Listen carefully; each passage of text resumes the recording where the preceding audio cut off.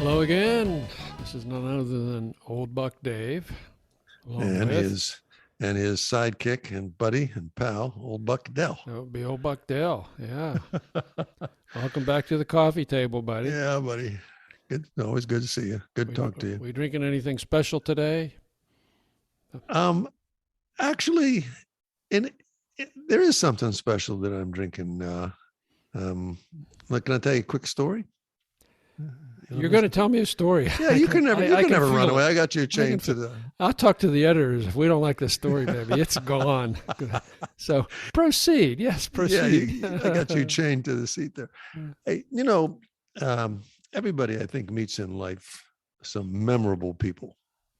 I mean, they might not be long, sort of a long time friend kind of thing, but in your travels and your movement around and things you do, you just meet some memorable people that just are really, really unique and turn out to most likely be your friends anyhow. But I think one that comes to mind, you remember your friend from Pittsburgh? Old Buck Terry. Old Buck Terry. Yeah, he would be a memorable person to me because of his, just the way he is. I mean, he does some really interesting stuff and, it's kind of unique. Yeah. So, he sent me a map today from the bike ride he did in Pittsburgh today. And it was a nice map. He kind of went all over town and did some hill climbing. And he said 997. I thought, boy, 997 miles already. He's doing good in that bad weather. And I said, man, you've got more miles than I do. And he said, no, that was feet. And he says, I was trying to get 1,000 feet today, and I ended up with 997 climbing. So. Oh, you mean elevation? Elevation gain. Oh, my elevation soul. gain. Yeah. Oh, my soul. Yeah, I did a ride as well, and I think I gained like maybe 2.2 feet. So. That would be interesting. Yeah, find a nice bridge, then a hill. Find a bridge. Another hill. Yeah. Hey, well, you know what I mean. Yeah, I mean, that's anybody listening. You've got if you have a flashback, there is somebody like that. I don't know, current, past. So a long time ago or a while ago, I mentioned Gary the mailman. I do remember Gary the mailman. Yeah, we mentioned Gary. He's a part-time listener, but just an absolutely fascinating individual, just a memorable individual. So we were talking about something. Any subject is fair game for Gary the mailman, and but neither snow nor rain, etc., doesn't slow him from his rounds. And he says, hey, you remember I told you I picked up some old wood, and look at what I made. And Mm-hmm. he made a beautiful stand for an outdoor light. On a platform. I think it's not cemented in the ground, but it's weighted heavily enough that it'll sit nice and straight. And this was just really cool. It had a wooden base on it. I mean, it looked nice. And I said, those outdoor lights look great. I said, did you put them all in? He said, yeah, I put 3 of them up. And so we were talking about how he built them. So I said, what's that thing in the background? I said, what's that little area there? I don't know. Looks like some pipes or something. What's that? He said, that's my nursery. And I said, really? I said, well, what are you growing there? He said, coffee trees. Coffee trees. Yeah. Wow. I need to get to know him better. I said, what don't you have? I mean, what don't you do? So he started laughing. He said, I'm grooming those. He said, but I have 3. I have 3 coffee trees that I've had for quite some time that actually produce beans. Wow. And so he goes on to explain to me the type of beans that they grow and so on. I said, unbelievable. He said, would you like a sample? So he lives in Costa Rica, right? Yeah, no, he lives in America. He lives in America. Yeah, in Southern America. It's incredible. So he says, you like some? So I said, sure. And today they gave me a little sample, and he said, hey, fresh roasted. He said, grounded and roasted last night. Wow. And I said, I'll be on. So I tried it. And it's not bad, a little bit bitter, but I said, what? Yeah, but isn't that interesting that somebody would take the trouble to raise coffee trees in his backyard? And then he's just a fascinating individual. Yeah, went through the whole process from plant the seed to Ask him any subject. drink the coffee. And he can tell you something about it. I think the next trip for him is Alaska. He just came back from Ireland. He lost his wife a couple of years ago, and he's I think he's trying to just take advantage of every little adventure he can go on. He's just a great guy. So big shout out to Gary the Mailman. Good for him. And other memorable people. Good to hear another Gary story. Yeah, that's fascinating. That reminds me of that is so cool, and it makes he's doing something that's interesting, practical even.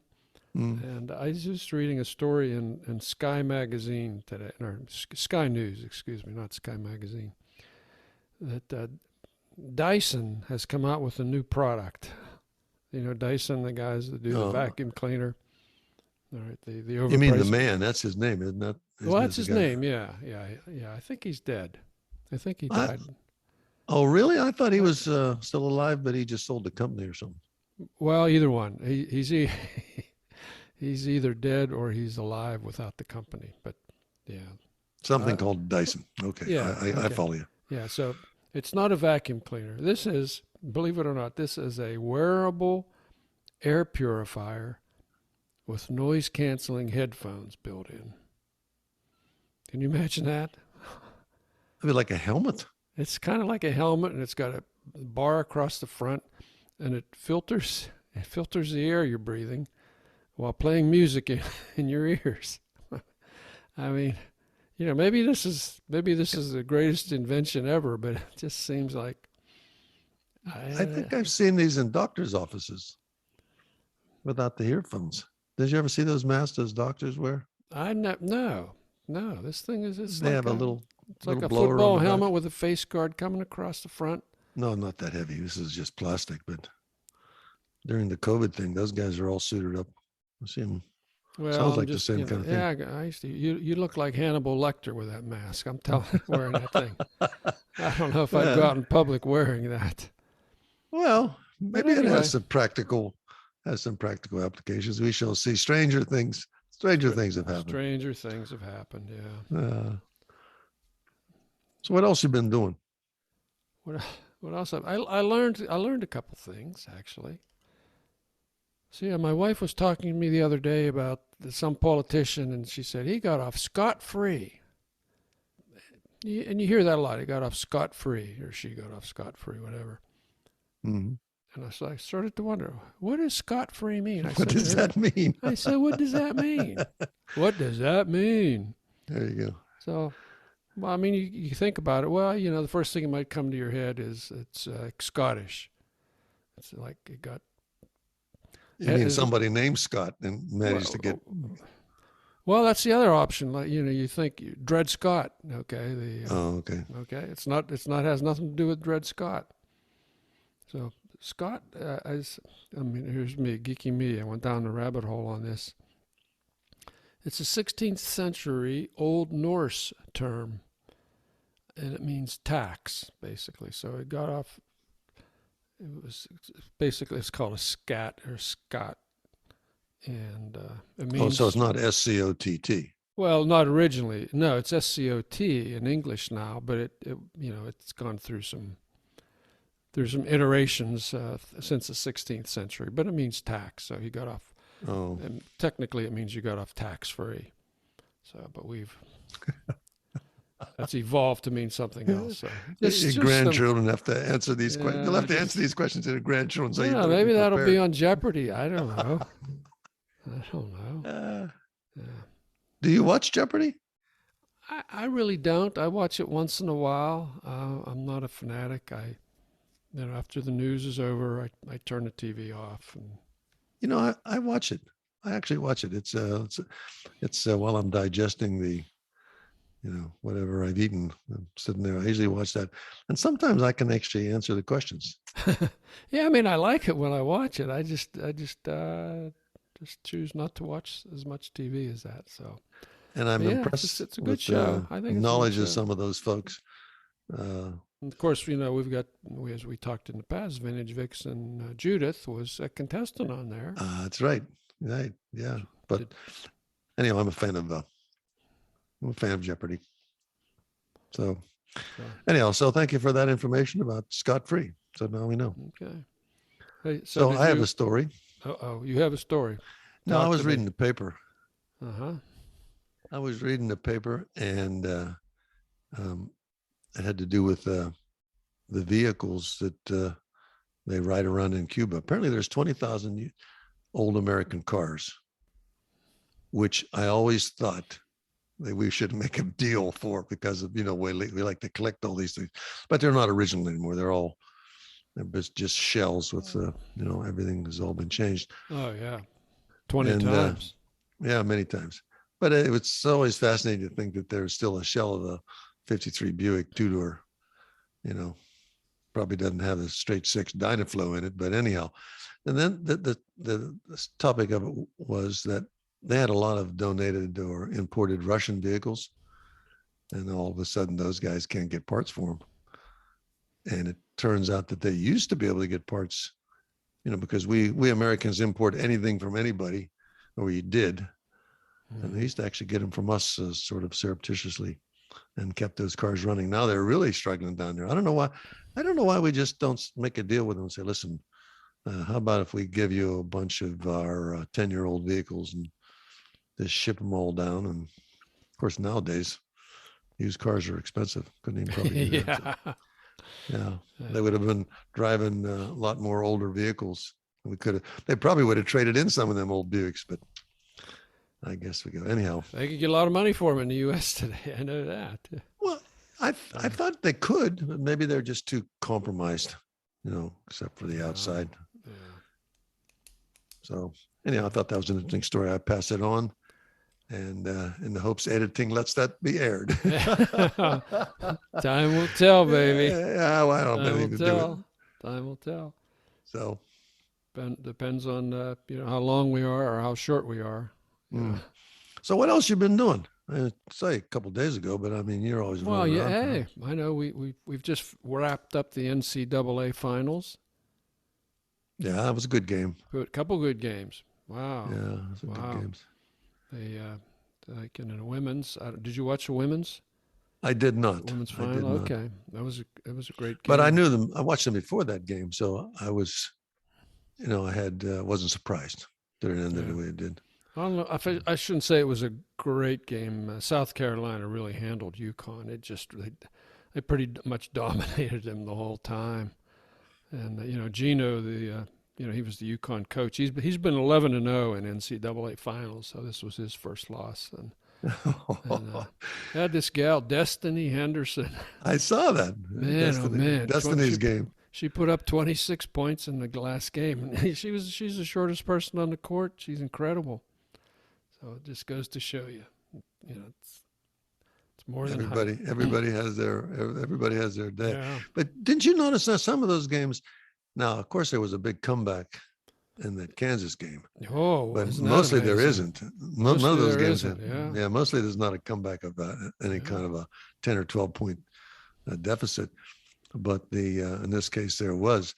But I kind of get an inkling of how the game is going after the first 10 shots, when one side makes 6 3-pointers and the other ain't even do a layup. And then you think, this is not going to bode well for the whole game. So that's good. March Madness is an appropriate name for that whole event. Yeah, that's for sure. Boy, now I can catch up on my sleep again. That was it was great. It was fun. Watched hey Dave, talking about watching some TV and some stuff and staying up late. I stayed up to watch Ken Burns' documentary on Ben Franklin. That was a very, very, very interesting. It was in 2 parts, and both times it finished after 10. And very, very interesting documentary. That's the way he does that. Yeah, I mean, the way it's narrated and what pictures he shows and how he gathers all that stuff together. But I read lots and lots about Miriam Francis, the theoretical swamp fox, Oh yeah, the swamp fox. Lots and lots Yeah. of history. I was fascinated by it. And that period in American history was horrific. It was just horrific with the loyalists, the British, the French, patriots, and all this stuff went on. I mean, every time if you look at that, it could have went a totally different way on just by one day. Yeah. So I'm always fascinated by that. And Franklin had a great deal to do, and the way he wrote things. And if you get a chance to watch that, I mean, I will do that. Yeah. That's worth actually watching. Yeah, I like his stuff. I like his stuff. When was that on? That's on Public PBS radio? channel. Yeah, PBS? PBS channel. Yeah. Okay. I mean, the old Buck throws some stuff out there every now and then that really is Buckworthy. There's no doubt about that. So I thought it was all Buckworthy. Come on. well, I mean, this What are we this talking is about just here? there's nobody could be disappointed if they have actually turned in to listen to this. But Ken Burn does a great job on any topic that he picks up. So segueing with the same cultural aspect. Did you finish the Lincoln Highway? I did. I did finish the Lincoln Highway. I am. Didn't I report on that? No, but hold off. Okay. I don't want to talk about it yet. I'm about 185 pages in, which is not quite halfway. Okay.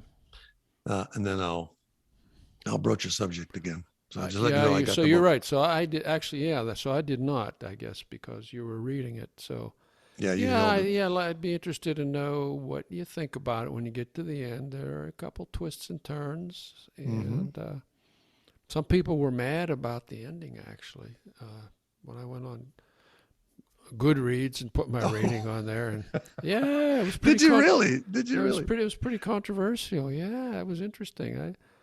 But I'm not going to say any more about that because I'll let you up. But I did finish Zoli. I remember I started telling you I started to read. I called it Zolio the first time. It wasn't Zolio, it's Zoli. Mm. It's about this woman, Zoli Novotna. And it takes place, up through the through the 20th century, through World War II and kind of up into the present day, basically. Sounds kind of like European. Well, she was a Roma. Oh. Otherwise known as a gypsy. Yeah, gypsy. Yeah. Gypsy, and that's considered a very derogatory word to use. It's kind of like the N word. So, I mean, I'm only going to use that for edification here. But it was an interesting story about her life. It was loosely based on a female Roma poet who was who came along a little bit earlier in the century. But I liked it. I learned a lot about the Roma people, how they were oppressed and persecuted all over Europe, for many, Yeah, I know quite a little bit about that, World War II and so on and so forth. And how thick was that book? How well, 200 pages? It was like a micro. It was on my Kindle. It was. Oh, okay. I don't know. I think it was probably like like a 4-hour read, something like that. It wasn't a super long book. I'd have to give it like 3.5 stars. It's a Colum McCann book. I absolutely loved the first 2 books I read of his. This one I thought he was kind of skimming. He covered a lot of years with a few words, I thought, in some periods in her life where I would have liked to have known more. But anyway, but he's an interesting writer. He really. Yeah, it's transatlantic. Isn't that transatlantic? This guy wrote Transatlantic, right? Yeah, he's a good writer. He's a great Transatlantic was a great book, and this one was a good book, but it wasn't transatlantic, at least by my reckoning, anyway. So, my old buck-based standard. I would say give it a try. I would say give it a try. I'm glad to have read the book, and I would recommend it to people, but it's 3.5 stars out of 5. Yeah. All right. Well, we'll hold a comments on the other one. Let everybody get out there who's listens to the old Bucks reading materials.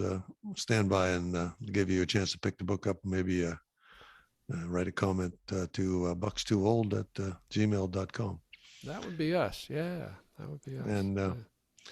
oh, and lastly but not least, Steve, while my head is still spinning, I am going to make another trip to down into Florida, Sarasota, Florida.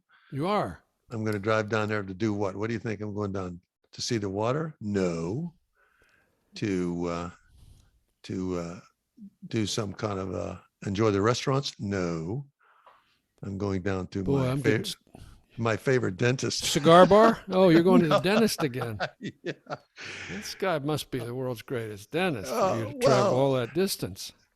Well, to me, it's worth it. I had a great time in my dental chair, and I'm going to do part 1 of my dental plan.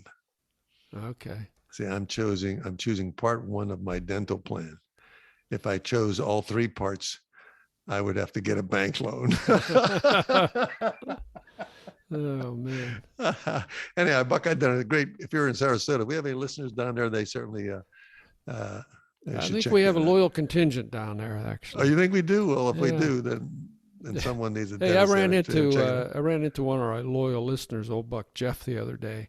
Oh, really? Yeah, and he said, that Dell. He said, man, he's always on the road. He's always traveling everywhere. That's the kind of guy he is. I move around. He moves around. He's a traveling man. I move around. Traveling man. Yeah. Hey, listen. While you're in Sarasota, here's something I can recommend. What? And that is the Van Gogh show. I think it's called Beyond Van Gogh or something like that. And it's set up in a series of tents behind the big mall there. And it's really worth spending an hour. Which big mall are you talking about? The UTC mall. That's right. There's only one big mall down there. Yeah. How many big malls are left in the United States? Yeah, it's true. States? That's a huge mall. Like 4, right? Yeah, it's a huge mall. So it was really spectacular. So it's a traveling show. It's a traveling show. Well, it is a traveling show. Yeah, it's been all around the country. I'm not sure how long it's in Sarasota. When I was going through there the first time, it happened to be available, and I spent an hour and a half just enjoying it. You go in when you get to the third room. It's projection of all his artwork with accompanying music, and it just surrounds you. You have to be in the middle of it. You're just totally consumed by it. It's spectacular. It's spectacular. Hey, it just occurred to me that someone has to be laughing right now at us too. It's like in the same town. I'm recommending you, dentist. Well, you mean you're talking about art. That's why we get along so well. We carry the whole spectrum. I'm looking out for you, baby. I'm looking out for you. Oh my! Trying to get some culture into you. Different kind of culture. Yeah, I'll have to check that out on the way home. I'll go by there if it's still there. So what else is new? Anything? What else is new? Shortages.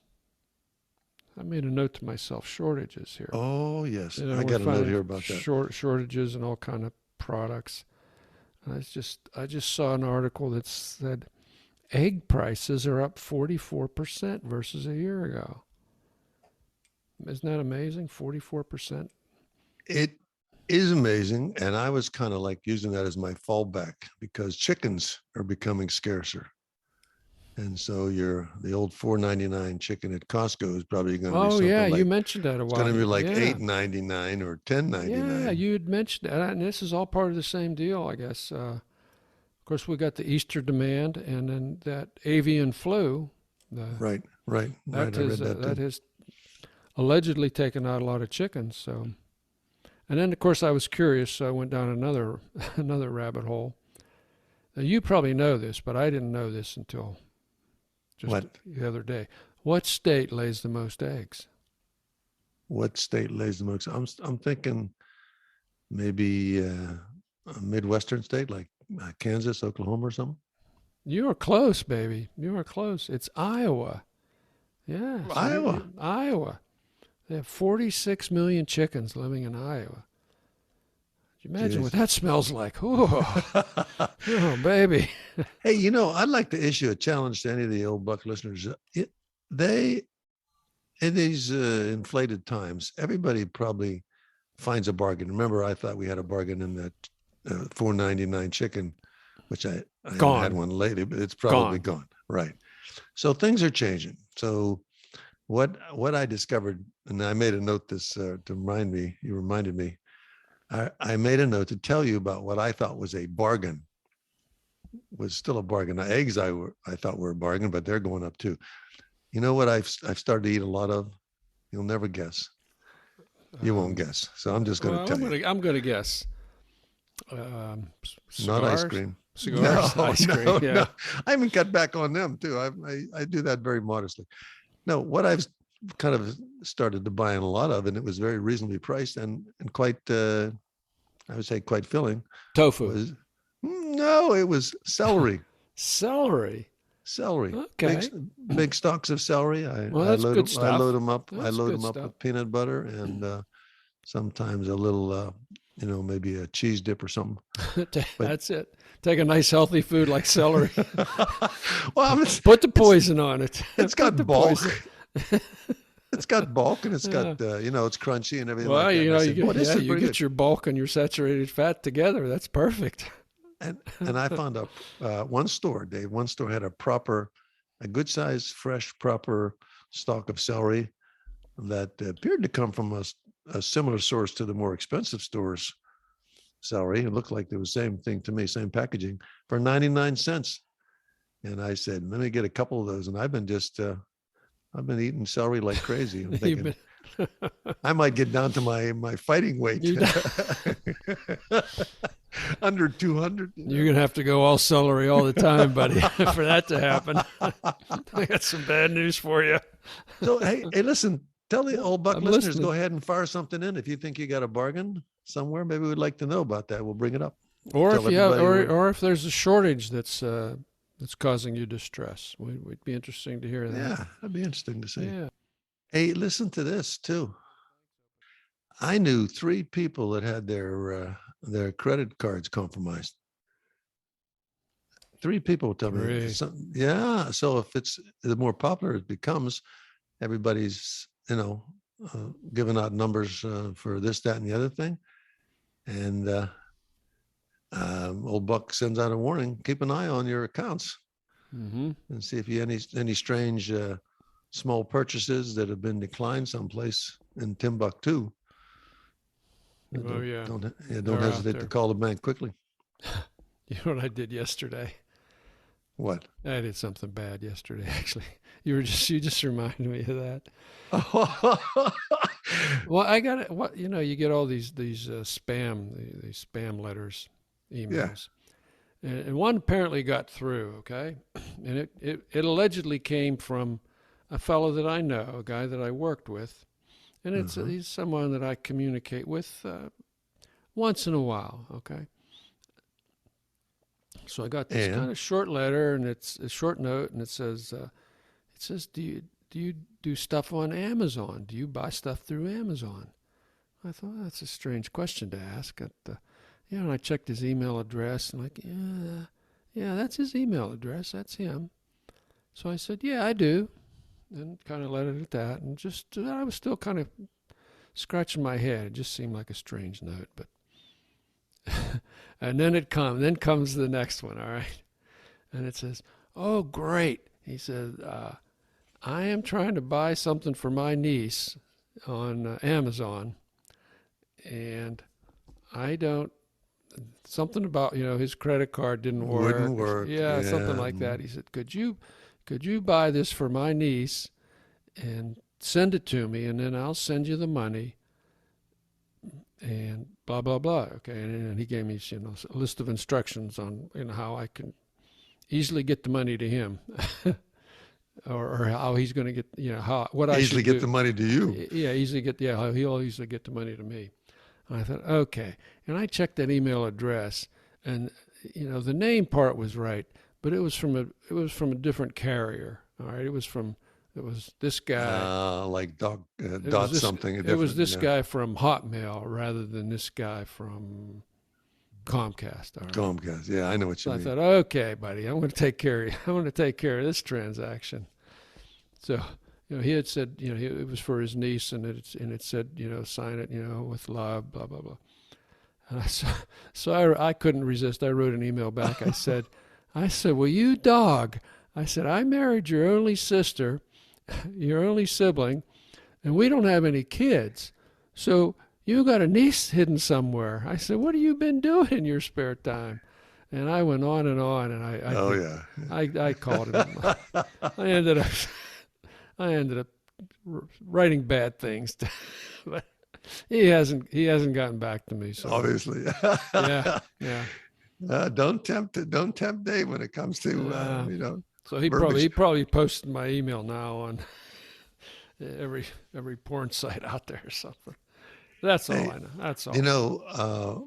Talking in that same vein of scam things and phone calls, there was another thing I do when I get a call. It even says scam likely, and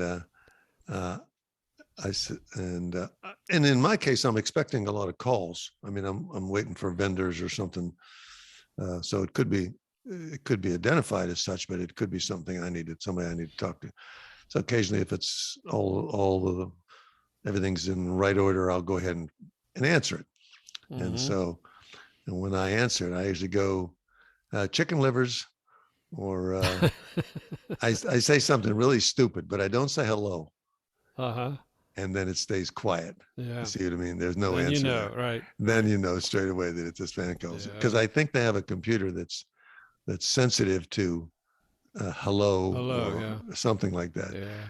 So I just make up some silly word or use a different language or something. So I always go, you first. You first. That's good too. Yeah. That's good too. Anyhow, the games we play with click, with this stuff. So doesn't take. Hey, that's funny. Yeah. So all the warnings, everybody, all the old buck listeners out there, go ahead and keep an eye on that stuff since all the plastic's flying around. Yeah. So, hey, I saw your buddy Elon bought 9% of Twitter. I don't understand that. What does he want to do with that? Oh, that's a good question. Yeah, that's a good question.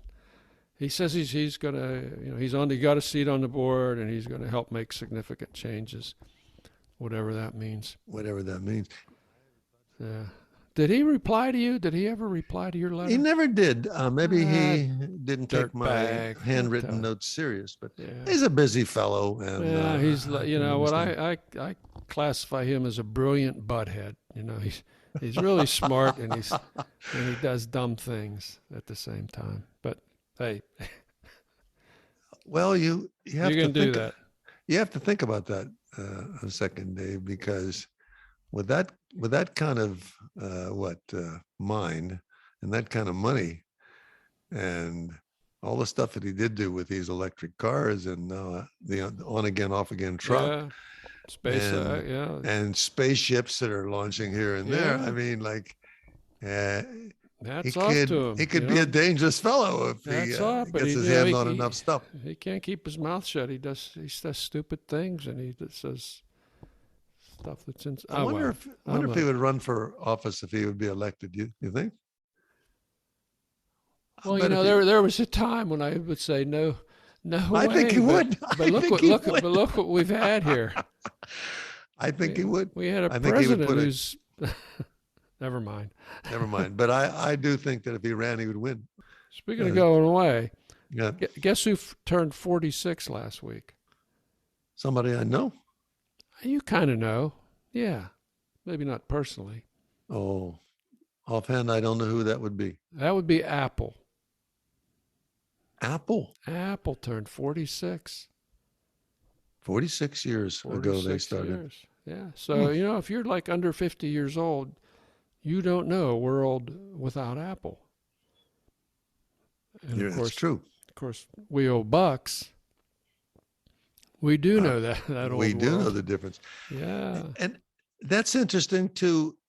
When you say that, we are in the zone where there was things that happened in our lifetime, like in my grandfather's or my grandmother's lifetime. She saw, the development of planes, like, she was alive when, in 69. Mm-hmm. Yeah. So she saw people go to the moon or whatever it was. So yeah, we're in the zone. Things are changing. Kids growing today will always assumed Apple was there. Well, buddy, what do you think? Good seeing each other. Time to say goodbye. Yeah. The coffee was good. The conversation was good. We didn't change the world, but that's okay. And yeah, I think it's about time to wrap it up. So this is Old Buck Dave saying, take care, everybody. This is Old Buck Dell saying thank you very much for listening. And finally, never forget, long live Ukraine.